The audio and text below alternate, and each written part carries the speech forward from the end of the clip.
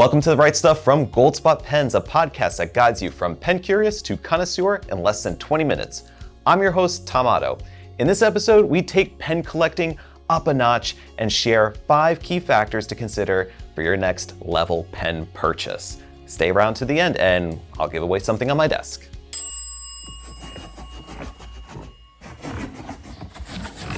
If you can imagine the world of fine writing like a map, there are many routes that one can take to achieve the goal of an amazing, top-tier writing experience.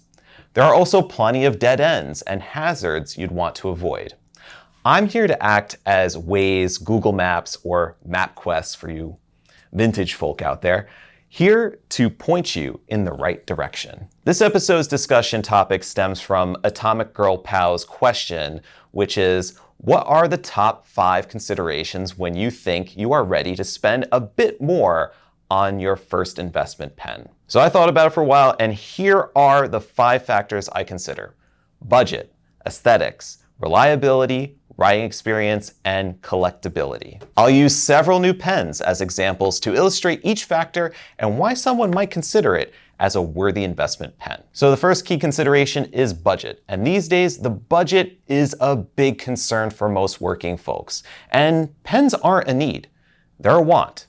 Despite whatever I tell you, whatever any marketing hype will tell you, you don't need any of these pens more than you need food, home, and health. So before you start getting excited shopping around for all beautiful, expensive pens, go into it with a clear head about how much you're able to spend, because as we're going to see, prices can get out of hand quickly. One of the biggest hazards in pen collecting is spending money unnecessarily. Avoid the hazard by setting a budget and sticking to it. I promise you'll find something that will provide the most satisfaction for the amount you spend. And for example, if you're looking for an acrylic fountain pen that writes with a dependable JoWo stainless steel nib, there are plenty of options available from different pen manufacturers. An Opus 88 in Mocha Mousse is $140, has a JoWo number 6 size stainless steel nib, but you could spend more than $300 on an Esterbrook SD in this Avalanche, which is made with diamond cast material. Materially speaking, the pens are the same, but they differ greatly in the next factor. The aesthetic factor is very subjective and totally up to your own personal taste. Beauty is, as they say, in the eye of the beholder. One person could love pink pens, another loves blue. That's why pen makers create so many different colors, shapes, and styles. Since the same pen with the same nib can be available in a wide array of colorful styles, aesthetics is highly influential to purchasing a quality writing instrument. The example I have here, we have 3 Benu Euphoria pens. Same model, it's a faceted shape, number 6 size Schmidt stainless steel nib, and they're 3 different styles, all opulent to different degrees. You have the luxury brand's exclusive Summer Spritz, which has a high degree of transparency and some really nice sparkling elements about this pen that kind of gradiates from a dark orange to a peach to clear up at the top. Then you have Golden Beach, which has more of a cloudy opacity in the kind of the peach colored or the sand colored area, and then also has a lot of gold glitter throughout the cap band and the cap and barrel. And then the Call of Cthulhu pen, which is hand painted and has a much more darker and less over the top sparklies, but still has a good amount of sparkle shimmer to it. So when you're shopping for your aesthetic, you would notice that sometimes certain colors, styles are more expensive, but in the case of the luxury brand's exclusive Summer Spritz and the Golden Beach, they are the same price at $157, and because of the hand-painted nature of this pen, it is $280. Sometimes the aesthetic factor can go hand in hand with the budget factor, like I mentioned with the Benu pens. Certain pens, like a Pilot Vanishing Point, for example, might become available in a color for a limited edition that's way more expensive than the regular everyday version. Coming later this year, the new Link Midnight limited edition Vanishing Point of 2025 is only going to be available in 2,025 pieces for $580, whereas the everyday Stealth Black Vanishing Point is on sale every day at $176. That's 3 times the cost for the limited edition. And at that point, you have to weigh out for yourself if the additional cost is worth the aesthetic choice. Next, we'll talk about reliability, because spending serious money on a writing instrument should also come with some sort of guarantee, warranty, or recourse in case your pen should need service. Most non-pen people look at pens as being disposable, which certainly is not the case when you buy any of the pens offered on goldspot.com. Just like when you buy an appliance or a car, an important factor is the company that produces the item. Are they known to make a quality product? Do they have a reputation for good service in case something does go wrong? This is where website reviews, pen forums, and pen reviews on YouTube really come in handy. Take a grain or two of salt, though, with the negative reviews. Some brands offer lifetime warranties on their pens, while others are limited, usually just to 1 year. As a pen enthusiast, I feel it is reasonable to expect a quality investment pen to last decades, if not for a full lifetime. After all, there are vintage pens made a century ago that are still writing today. Well, one thing that warranties do not cover is a case of the dropsies and the whoopsie doodles. Even the steadiest hands can have a case of butterfingers. If you're prone to accidental drops, you may want to consider a pen that has a more robust construction, like this Diplomat Aero in Marrakesh Brown. Instead of being made of resin, the Diplomat Aero is made out of aluminum, which has a bit more of a robust feel and solidity about it, and probably would take a lot more knocks, especially if you just drop it to the floor. I've seen pictures of people's Bennu pens that drop to the floor sometimes, and the grip section like separates from the barrel. I say this sometimes. I'm not saying this happens all the time, but I just have seen that happen before. But that wouldn't happen with. You'd really have to drop it from a significant height to have aluminum break in that sort of way. But you should know that it doesn't matter whether the pen is made of plastic or metal. If it lands on the floor nib first, the pen will be damaged all the same. Here's the one factor that most writers feel is the most important when investing in a next level pen. After all, the writing experience is the reason why you're buying a pen instead of a decorative desk paperweight. A next level pen should provide a next level writing experience that is far above and beyond the generic office supply pen. And just like aesthetics, writing performance can be subjective and particular to the individual. This is where fountain pens shine, as there are numerous options in terms of nib material, design, and line width. And no, you don't need a gold nib. When considering this factor, ask yourself, what type of writing experience are you looking for? Precise or fluid, scritch or butter smooth, extra fine or triple broad? Want some flair with a stub or a flex nib? A pen like the Sailor 1911 Call of Cthulhu has a Japanese-made 21 karat gold nib available in extra fine through broad, while the Bennu Euphoria Call of Cthulhu fountain pen has a stainless steel German-made Schmidt nib in fine, medium, and broad, and an elastic fine or a 1.5 millimeter stub made by Yovo. If your preference is for more precise nibs that have feedback, Sailor nibs will scritch the itch. If you want a smoother, more fluid experience, Bennu steel nibs might be a better fit. If you're looking for on-demand line variation to practice Spencerian or copperplate calligraphy, or just want to add a flair to your everyday cursive, Scribo's Flex nib is one of the best options that you could find on the market today. The new Uovo in Raviolo fountain pen features this nib in extra fine, fine, or medium point sizes, as well as an 18 karat gold option that is not flexible. So you might be asking yourself, which nib size and material should you pick for your next level pen? We have a video you can find on our YouTube channel that discusses this very topic in detail, taking into account the way that you write and which nibs are best suited for your handwriting. And last, at number 5 of the 5 factors to consider when going for your next level pen is collectibility. In addition to being practical thinking and communications tools, fine writing instruments also have intrinsic value as collectibles.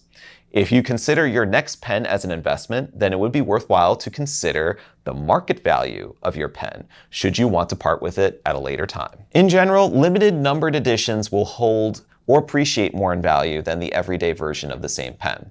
Although you might think that I was crazy when I paid more than double what a Lamy 2000 would cost to obtain the 2019 Bauhaus Blue Limited Edition version, I could easily double my investment if I sold that pen today on eBay, while a standard black 2000 would still be worth the same. Before you start sending me emails and DMs with offers for this pen, no, I'm not willing to part with the 2000 Bauhaus. It's a souvenir from my trip to the Lamy factory in Heidelberg, Germany back in 2019. When factoring in collectability, consider the overall number of pens made, whether the company has done similar limited edition runs in the past, and how much those editions usually sell for in the secondary market like eBay. Although I don't condone collecting pens as an investment vehicle, I think it's worthwhile to keep collectability in mind, especially if you might want to trade up or sell your pens at a later date.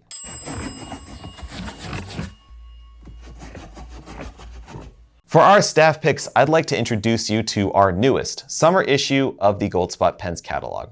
This new issue contains 24 pages of mouth-watering writing instruments, inks, notebooks, and accessories. Just look at them.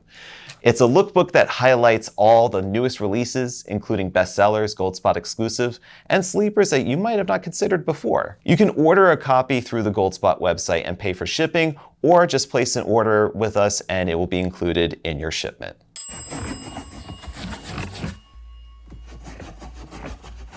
For this episode's Ink Spotlight, I inked up 4 of the pens shown in this video with some new colors you'll find on the Goldspot Pens website. First is the Esterbrook collaboration with the Coffee Monsters Co., which is called Forgotten Iced Coffee, which I think is an amazing title for an ink. And the packaging is just so adorable. And like, it just has like such a great character about it. It's the cutest packaging ever. It has some like almost like a nutritional facts label, but it's all done with like just such a high degree of whimsy and fun character about it. And that's the kind of what is the hallmark of the Coffee Monsters Co. brand, and Helen does an amazing job with the artwork and the character that gets put into everything that's done. However, though, I have to say I think that the ink is a bit disappointing, and I kind of think it's done in an ironic sort of way, because as I had wrote with the Opus 88 Mocha Mousse, thinking that maybe the ink will be roughly about the same color as the barrel and cap of the Mocha Mousse, it fell pretty short of expectations, I think, and looking a little bit more gray than anything else. And that's where I had tested it on a few different papers, Rhodia, Maruman, and Tomoe River. And they all kind of feel more gray than brown. And I'm always thinking that Forgotten Iced Coffee, I'm feeling more of a brown vibe that this color should be. It does have really nice shading about it, but it, for the most part, shows up kind of gray. But then again, I feel the color kind of matches the title in a way, because when you come back to an iced coffee that has since melted and the ice has dissolved the strength of the coffee, that this ink kind of feels the same sort of disappointment of coming to a fountain pen ink and thinking it would be a little bit more saturated, a little bit more oomph of the brown, and didn't have the full strength that you were looking for in a particular color of ink or in your iced coffee. The Scribo La Dota Uovo in Raviolo includes a set of 4 fountain pen inks in a small 20 milliliter glass bottle. And I felt that, well, if we're going to show this new pen, we should try to match it with an ink color that, of course, then would come with it. So to best match this diamond cast ravioli and tomato sauce color, I selected Arancio Tuorlo, a bold reddish-orange color that has a touch of gold sheen, especially if you see it on Tomoe River paper. I think that this shade is so striking and so delectable that I think that Scribo should offer it in their everyday lineup. Unfortunately, the only way you could get this color is by buying the Raviolo fountain pen, and it comes with that pen.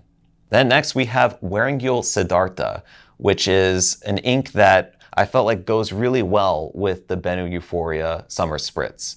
And because it has a very light sort of terracotta color, it has ample shading, even coming out of the fine point of this Benu Euphoria fountain pen.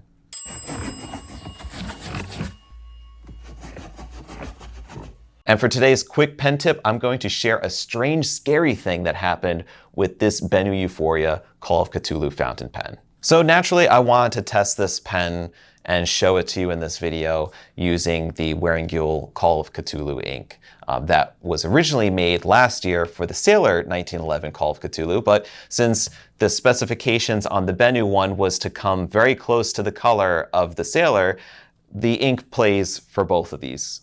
And what happened was I didn't want to go and then open up a new bottle or go for a sample. I asked my coworker Asha, do you happen to have like one that maybe got damaged or one that was a sample? And so she did. She gave me a bottle that was damaged in shipping and has some ink on it. So I'm thinking, okay, this will be fine.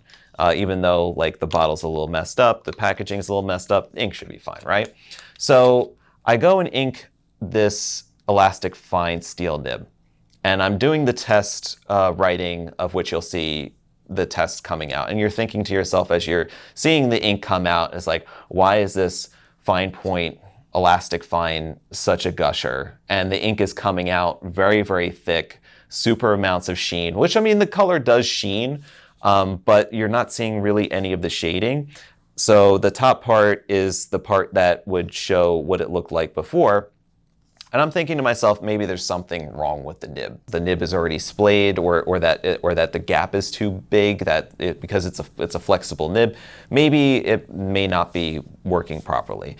But I thought to myself, okay, well, I need to kind of rule out the other possibilities, of which it could be like, well, I'm having the same exact experience on different papers. So all of the papers were kind of showing a very, very broad line, even without flexing it. And that the ink was super saturated on the page to almost the point that I was seeing a little bit of feathering.